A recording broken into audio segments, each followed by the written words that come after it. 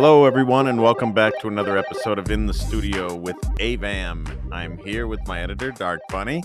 Hello. And this week, we're just going to talk to you a little bit about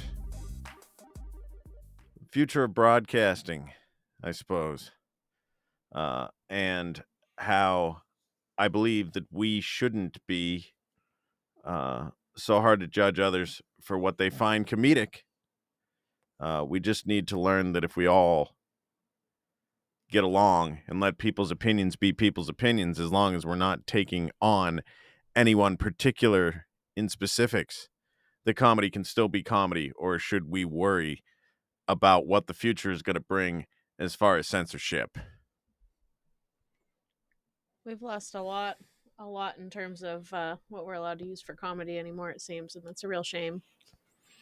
Well, I don't feel that anybody should ever single anybody out and attack them for personal beliefs. I don't think that's the way it is. But, I think we used to be a little bit more understanding about the comedic value of just life in general and the situations that arose, whether or not it be stereotypes or familial values that are different between cultures. But now we're just afraid because we don't want to offend anybody. And I don't think comedy was ever intended to offend people.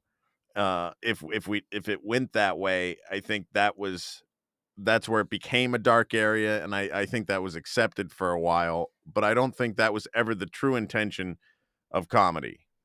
Well, yeah, I mean, I think when you're using something for comedic value, of course, you're not intending for it to be actually hurtful or to segregate anybody in any sort of way.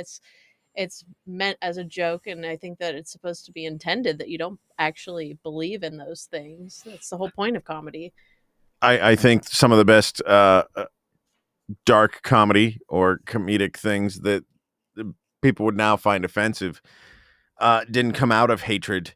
I believe they came out of just the fact that those things were experienced in everyday life. Mm-hmm. And maybe it made the particular comic uncomfortable, but they were able to poke fun at it and accept that it was part of what was in culture, or maybe to point out, why is that something that we hold as a stereotype? It should be laughed at. It shouldn't be taken seriously. Right, exactly. I mean, you have these comedians.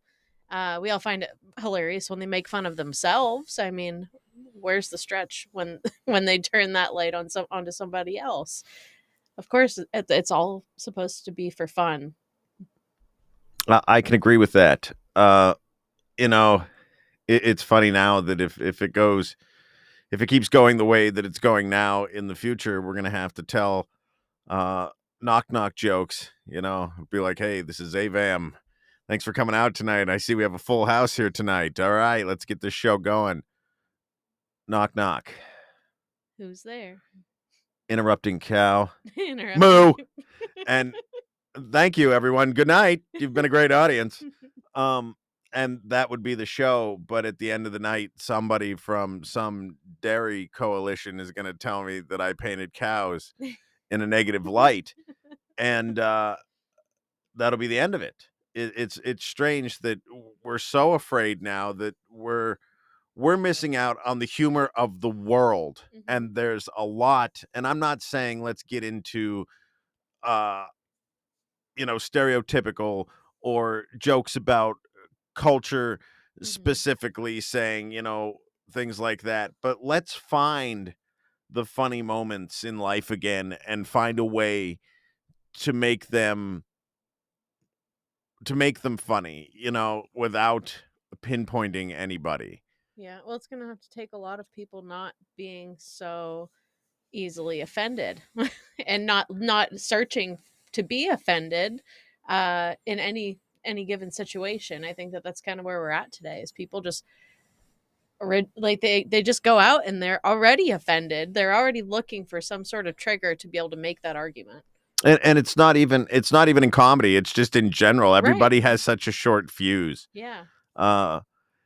You go to the store and you see someone who we what do we refer to them as Karens now, Mhm. you know, that always wants to speak to the manager. That's funny because we know that person. Perhaps growing up, Mhm. that was someone that was in our family, you know, or oh my gosh, like oh, that's not the it's not the worker's problem, you know. You should let it go. Right. But it's that is everybody's so fast paced and so easy to be offended or so easy to pick on other people's opinions, and it's like Yeah. let's just bring the world back to a place where everybody is free to express themselves and everybody's opinion can matter.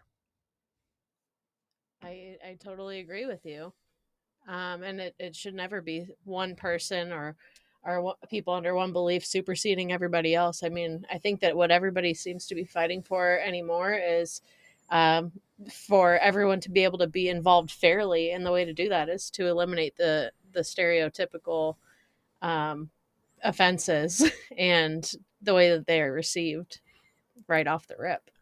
That's the important part of where we need to go is equality is what everybody's searching for, and I certainly believe in equality. Hmm. Everybody has as much right to live and enjoy their life as the next person. And boy, do I want to see that. But if we start to poke fun at the things that inevitably come up in society, it shouldn't be taken as hateful or otherwise, you know, if it's done within the right way. You know, organized saying one person against another, you know, I don't like you because you're wearing a striped shirt. And you don't like me because I'm wearing a black shirt. You know, let's not play that game. Hmm. Let's just laugh at the things that happen in life, you know, that everybody has their struggles. And I think sometimes comedy, I know, has helped people through the most difficult situations. And if we're taking those things away and saying that comedy is not going to be a valid point or is going to be censored more and more, Hmm. then we are losing our ability to be equal. Agreed. I mean, yes, as many positive things should be equal, and that's I think what we're working towards. There's got to be equality on all fronts. You can't just pick and choose what you want to be equal about. I agree. Today is one of those days when I was thinking about this is uh, one of the first coins that was printed under the U.S. jurisdiction. They had a saying on it. It was "Mind your own business," and it made me laugh because I was trying to think of did it mean in a financial sense, mind your own business, or was it moreover a kind of just mind your own business and live your own life and be worried about what you have. I don't know the rest of that story. I just know that was printed on the earliest money that was distributed under U.S. jurisdiction, and I always found that interesting to think of that there was a time when we were more concerned with what's my contribution to this world, and how can I just live the best life and not stand in the way Hmm. of what others believe and just take care of my own things, Yeah. and not get involved in others' business for the sake of trying to start trouble or problems. I think everybody has enough problems in today's world that if we could all just learn to get along a little bit better, Hmm. we could stop all those problems from happening. Sure, absolutely. And I think instead of uh, making our assumptions about people just based on how they look or what their culture is or what their beliefs are, to make our judgment more based on morality is probably a better way to go, because I mean you've got good and bad, uh, with all races and all genders, and it has nothing to do with what their personal beliefs are or the color of their skin or anything that way. It has a hell of a lot more to do with the ethics of how they live their life. I mean, I don't care what you believe in. You can be an amazing person, no matter what, or you could be a terrible person no matter what. And really it's kind of more of your soul that you're Well, that you're looking at in terms of good and bad. you're exactly right. I mean, it doesn't matter what somebody's cultural background or upbringing is. Mm-hmm. There is good and bad in this world. Mm-hmm. And there are bad choices and there are bad people. And Agreed. there are great choices and there are great people. And the thing I think that we're still trying to sift through today is it's like, was that a bad decision? Or was that genuinely done by a person that had bad intentions? Mm-hmm. Uh, or was it a great decision by a person with a bad attitude? Mm-hmm. And where do we sift through that? I think we need to stop jumping on those labels right off the bat and look into intentions, and it's true. It is when you're broadcasting, you have to be very careful when you're in a public eye where people's opinions, where people look to someone for how to do the next thing. Mm-hmm. You have to be very careful what your message is that you're putting out there. And I think that's what we need to look at is what is the purpose of the message? Is it to lighten the spirit or is it to oppress? Right. Is it to poke fun at something to overcome a personal fear or is it to cause fear? And I think that's where we need to look at what is acceptable and what's not. Sure. Anything that is willingly sent out there with the intentions of invoking hatred or otherwise should absolutely be stopped. But if it's something said in a comedic manner to try and point to the issue, go, look, why do we even take this seriously? Right. This is so ridiculous that here's a joke about it. Yes, then it shouldn't be censored. I think Correct. Yeah. that is a work in progress, something that we have to look at as a whole, but Mm-hmm. I really think we need to get back to a point where it's like, all right, we need to stop taking every single issue so seriously and Sure. understand that yes, they're going to exist in life, but stop compartmentalizing them Yeah. and just bring people together as a country, as a culture, as a world. Sure. And we absolutely don't do that by canceling the things that make our lives relevant today. I know there's a lot of very iconic movies and books that have been canceled since everybody started getting so offended. That really is a slap in the face because I think at the very least it shows that we've made great strides in trying to make people more equal, since if you're looking at a movie from the 50s that's now being censored or otherwise taken off the shelves, I mean that was a piece of history.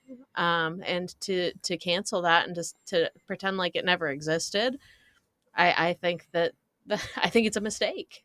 And I also think that it's taking away a lot of freedoms as for us as individuals to say, like, you know what, now that's no longer available to you. Like, it's been available my entire life and suddenly now it's not. I mean, I believe, it's relevant, it's still relevant. well, I guess along the lines of what you're saying, to remove history because it's uncomfortable Hmm. is a bad choice. Agreed. History was not always pretty, Right. and it's been that way not only in American culture since its inception, Hmm. but in every culture. Now, if we do not study history, we have a chance to repeat the bad decisions that were made in history at some other point because somebody else is going to think the same way and think, wait a minute, has anybody tried this? Well, they didn't know that it existed, Right.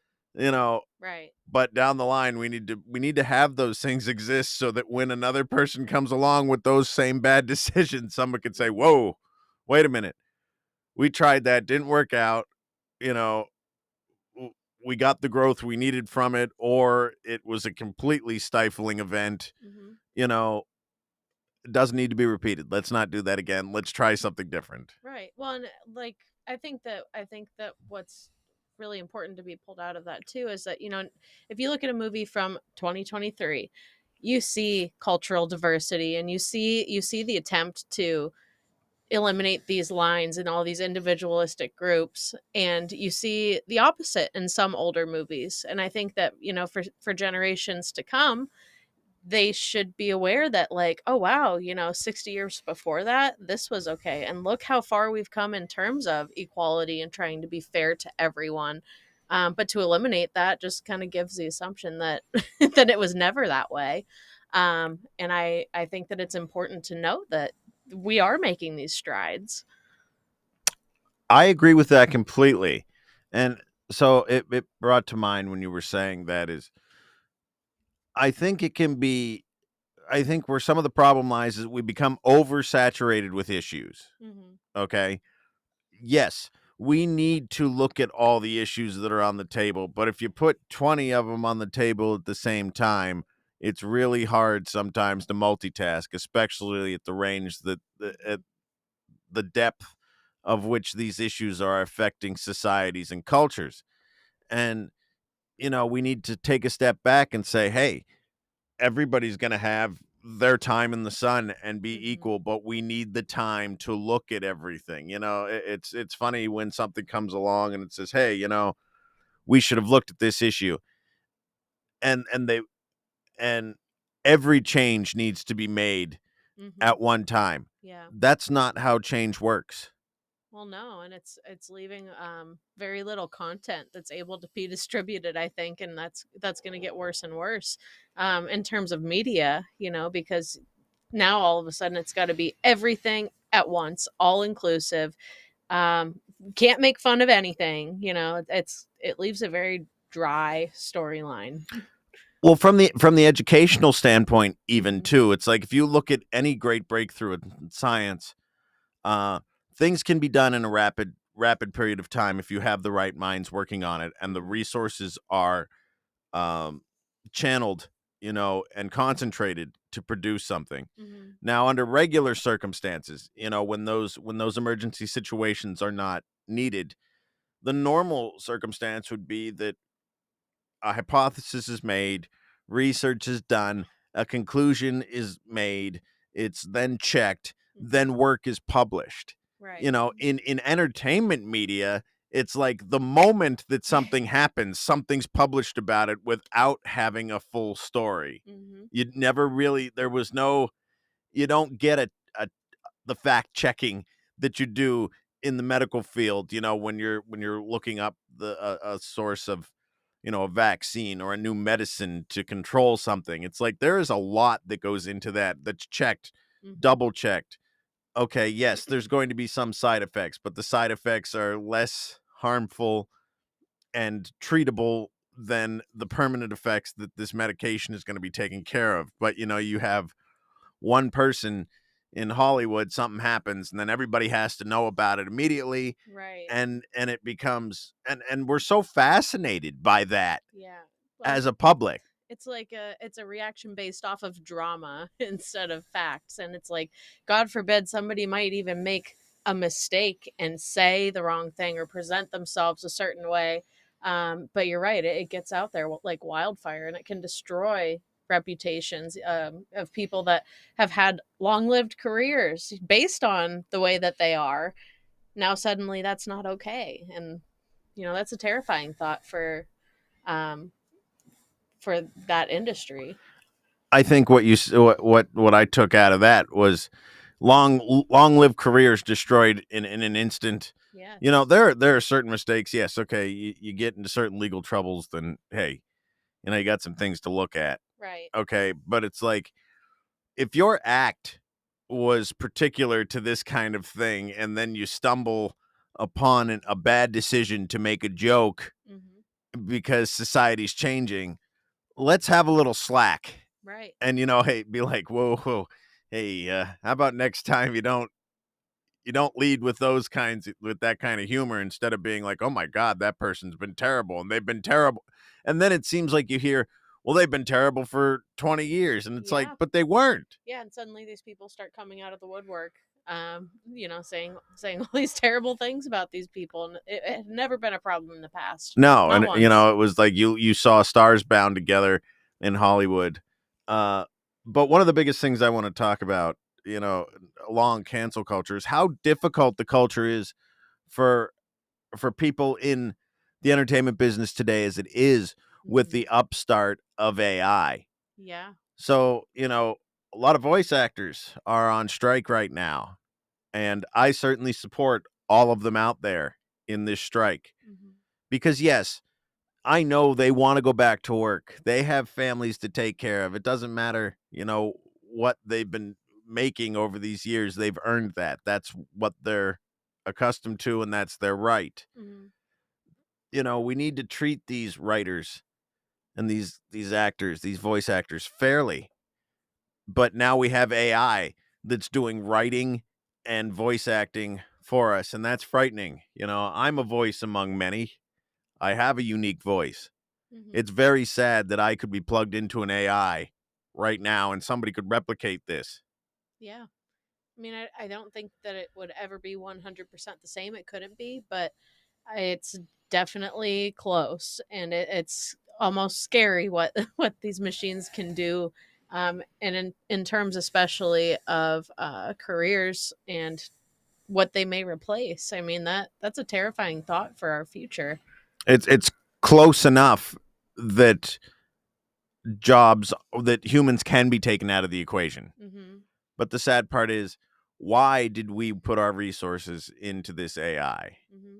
Why are we as a human society working on something that has the potential to replace us? And they always say, it'll never get that far. Well, why open that door in the first place? Yeah, I mean, look how far it's coming only the past couple of years. I mean, we were dealing with certain platforms that you can use at home, which I'm trying really hard not to say any specific brand names or anything.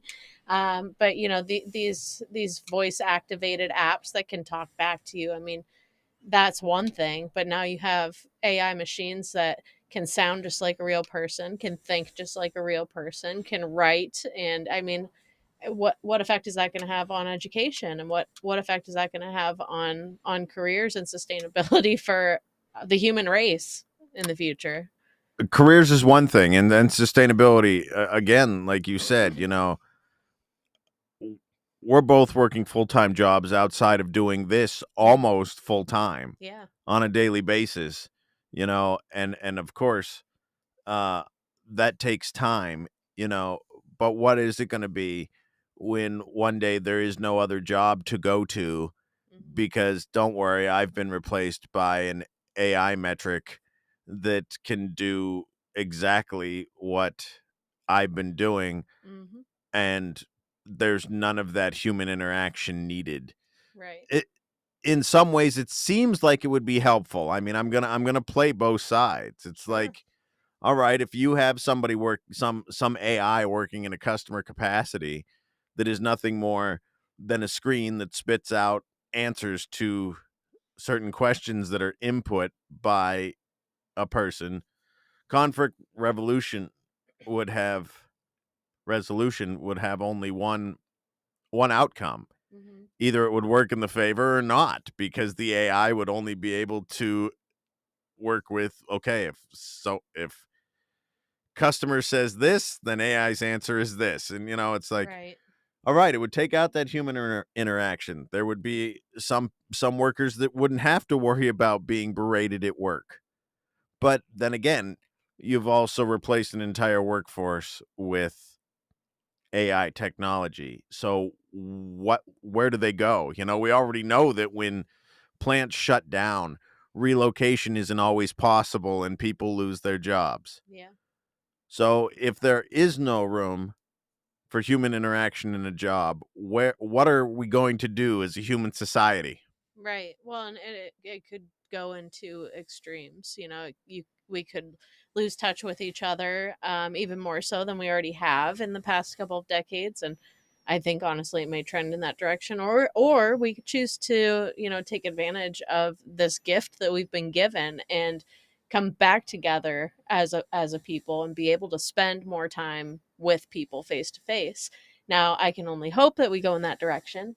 But I mean, if not, I mean, I wonder, about the evolution of this, and generations forward. What traits are we going to lose because we no longer need to talk, we no longer need to think, we no longer need to articulate ourselves in any specific way, and we can hide behind a screen and we can stay indoors forever and replicate sunlight with light bulbs. I mean, eh, are we going to lose our ability to speak? How is our speech going to be impacted? How are our brains going to be impacted in 300 years of this just continuing on? It could be really bad, I think. Well, that gave us a lot to think about on today's episode of In the Studio with AVAM. Hmm. I think the important point that was trying to be made by this studio is that we need to embrace life as individuals and as groups, as a culture, as a country, as a world, and come together so that everybody's opinions and ideas can matter without causing rifts between people as a whole. Thank you, everyone, for joining us today for this episode of In the Studio with AVAM. Stay tuned and check out the next episodes. Dark Bunny, thank you for joining me today. Always a pleasure. This is AVAM signing off, saying thank you for the support. Can't do it without listeners like you. I'll see you next time we're on